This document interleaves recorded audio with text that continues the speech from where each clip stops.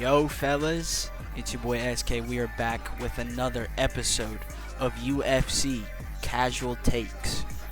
Today we're going over UFC 319. I'm only really going to be covering the fights that I kind of know. I'm going to go over some of the canceled ones as well. Actually, we're just going to go right off the bat. Brian Battle. What's going on, buddy? What's going on, buddy?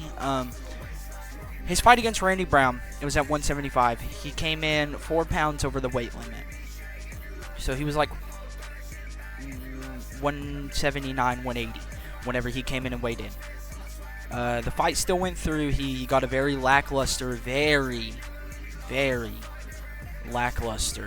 win over Randy Brown. He kind of just held him against the cage, tired him out, got a few strikes in here and there. But a lot of people thought Randy Brown won that fight, which I can see it. And then a lot of people thought Brian won. But it was very weak. And then coming today, about 10 this morning, scrolling on Instagram while at work, checking my phone real quick. Brian Battle versus, let's go look real quick. Brian Battle versus...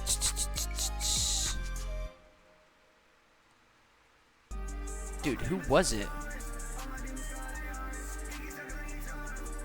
I think it's this dude. This dude right here. Yeah, him. Nursultan Ruzabiev.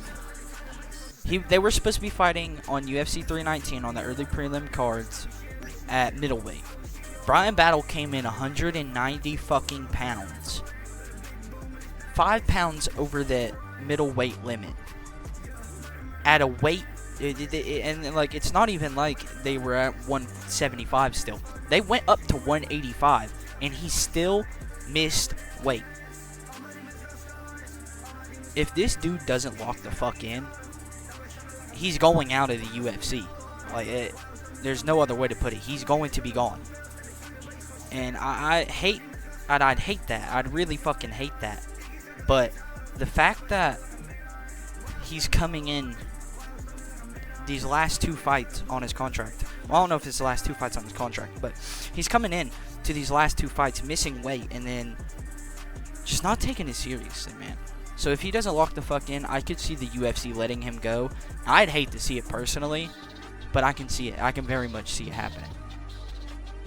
So we're just going off of that, we're just gonna get into this. We're gonna really cover the fights that I personally know about, the names that I recognize. I just need to lock in a little bit, get some of these names figured out. I mean, it's called Casual Takes for a reason, but we're going to start with Edson Barboza versus Drakkar Klose. Both of them are coming off of a loss. I think Edson Barboza was at 45 last time, so he's coming back up to lightweight. This dude's old.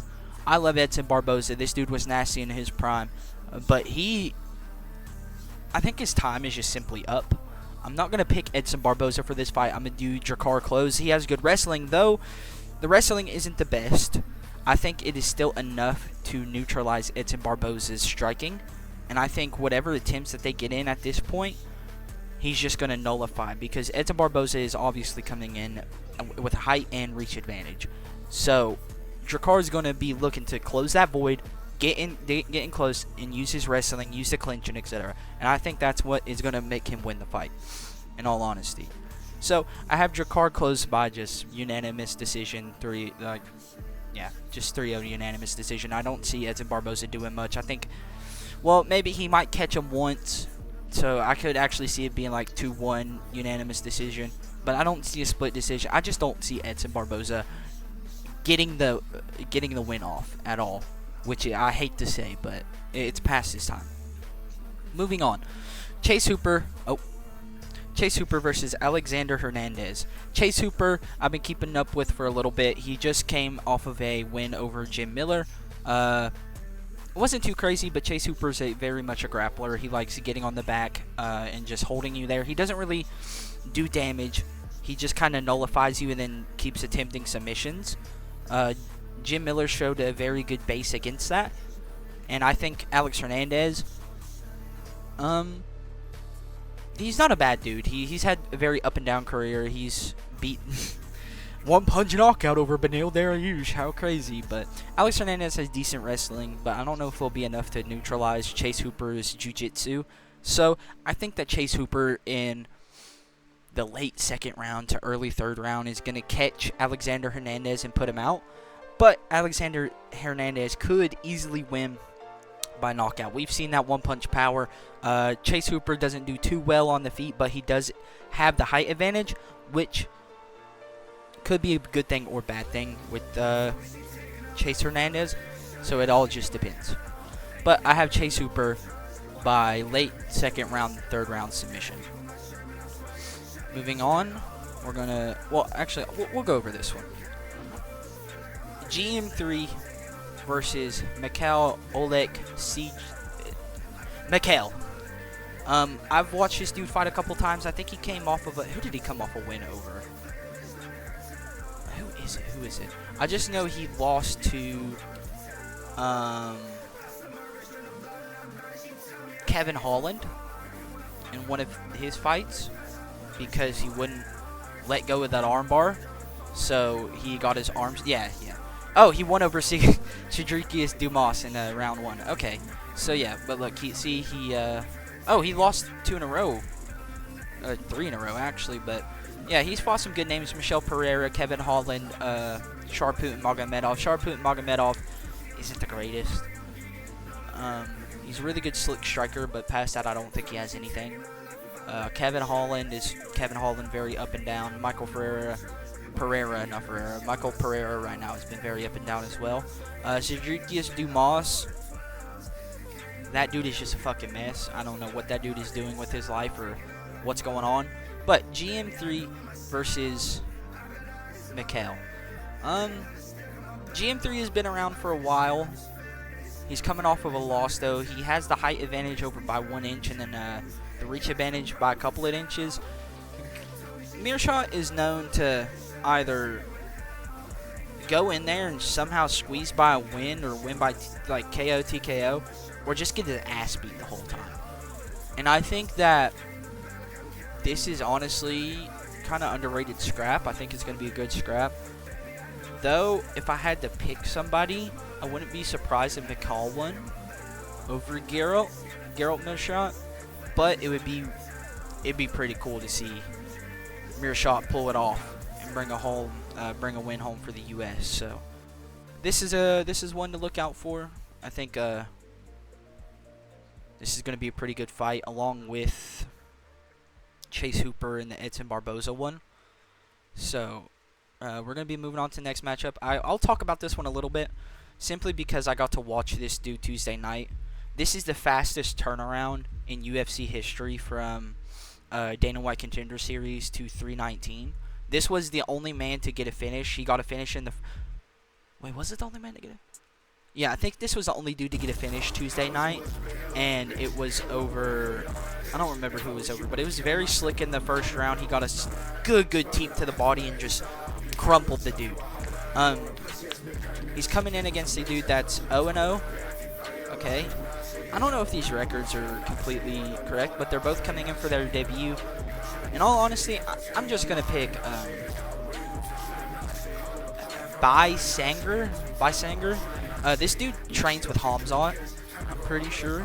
So I think that is definitely going to help as well, because Hamzat fights on this card, and we all know that dude's just not I almost said not dangerous, but that dude's just a dangerous fucker.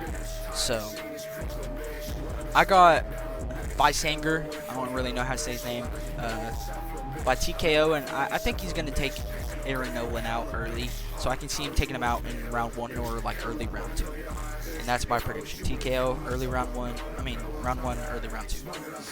To start off the main card, we have Tim Elliott versus Kyle Sakura. I was very fond of Kyle Sakura whenever he first came into the UFC against Pantoja. I've seen this dude on Ryzen a few times. This dude's stand-up is disgusting. Has the nastiest knees I've probably ever seen.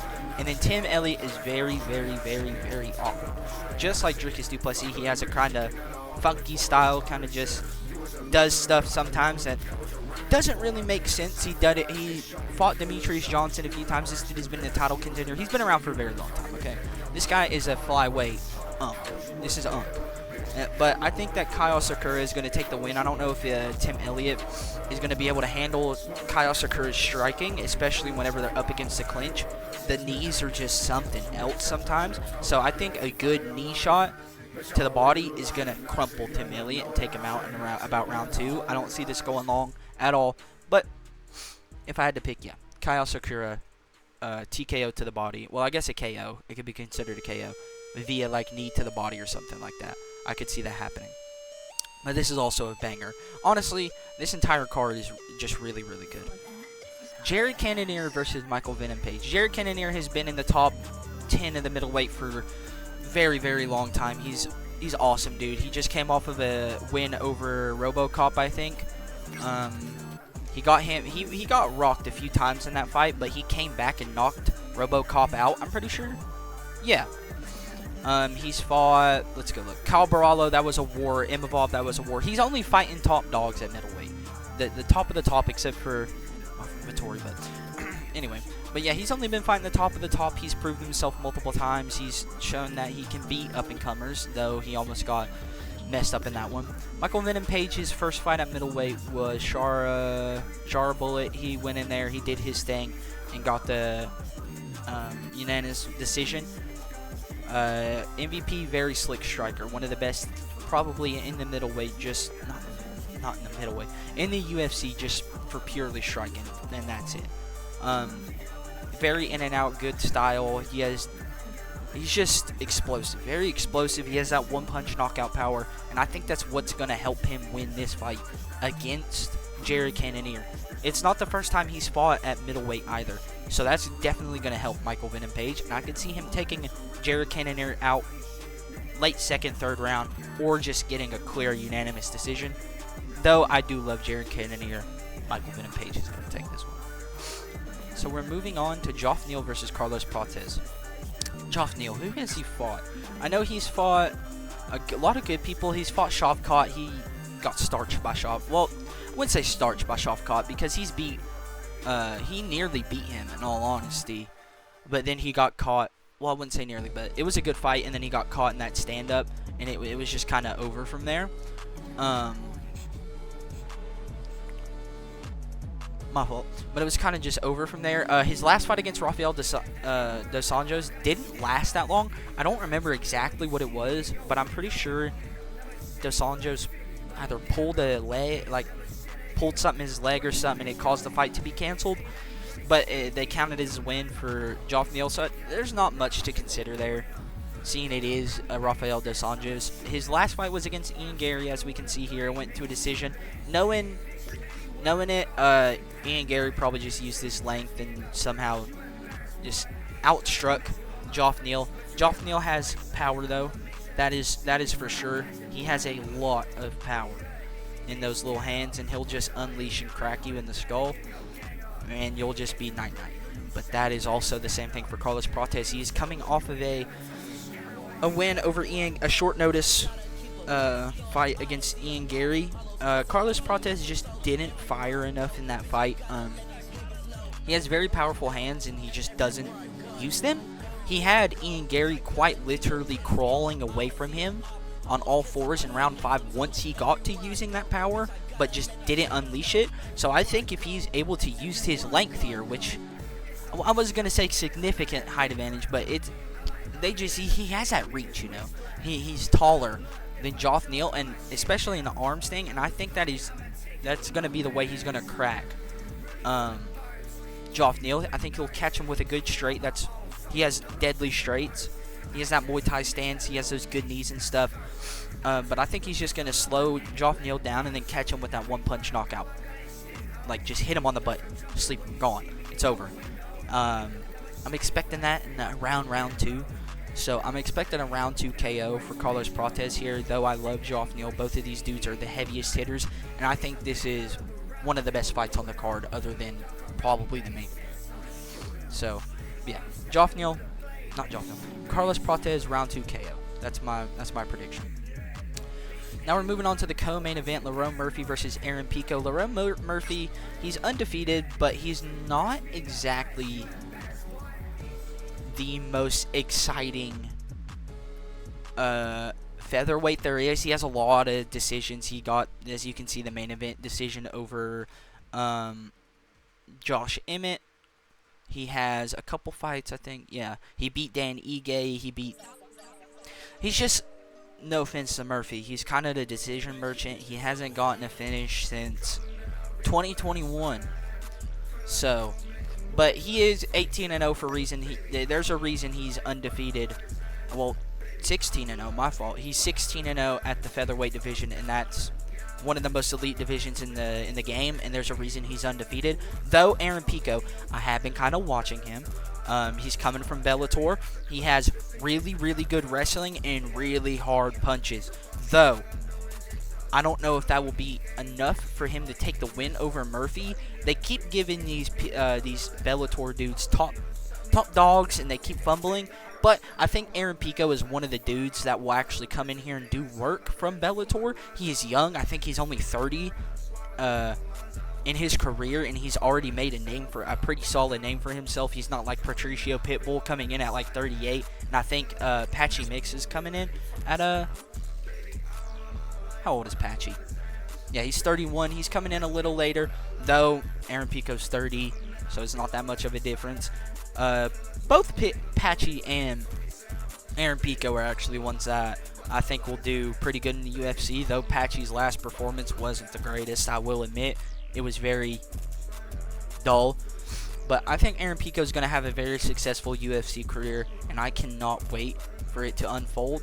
But this fight is honestly hard to pick. I can see Lerone Murphy winning by like a decision because he just simply did more the entire time. But I do want Aaron Pico to come out and take the win. So I'm going to choose Aaron Pico. I can see him getting a finish, maybe round 3. I honestly don't know if this is 3 or 5 rounds. Let's go look.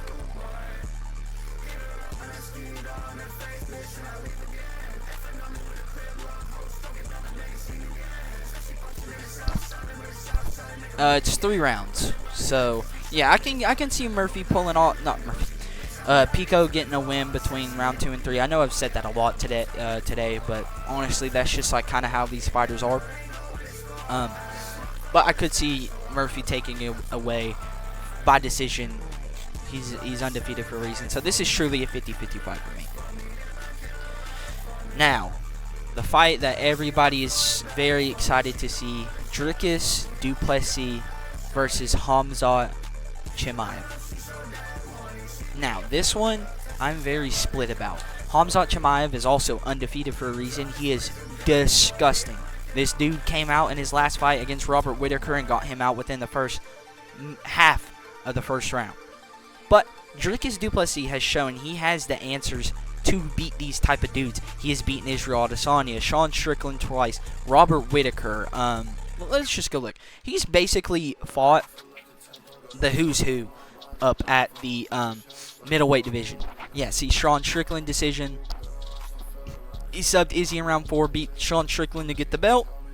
He's fought Robert Whittaker, Derek Brunson, Darren Till, Brad Tavares. He's fought the who's who of the middleweight division. Just not too many people.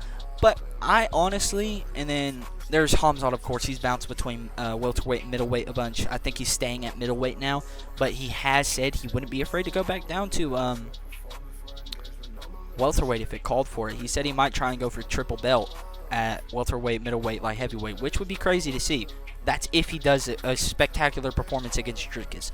So, if Khamzat is able to take down Dricus in round 1, which it's going to happen. Like, it's going to happen.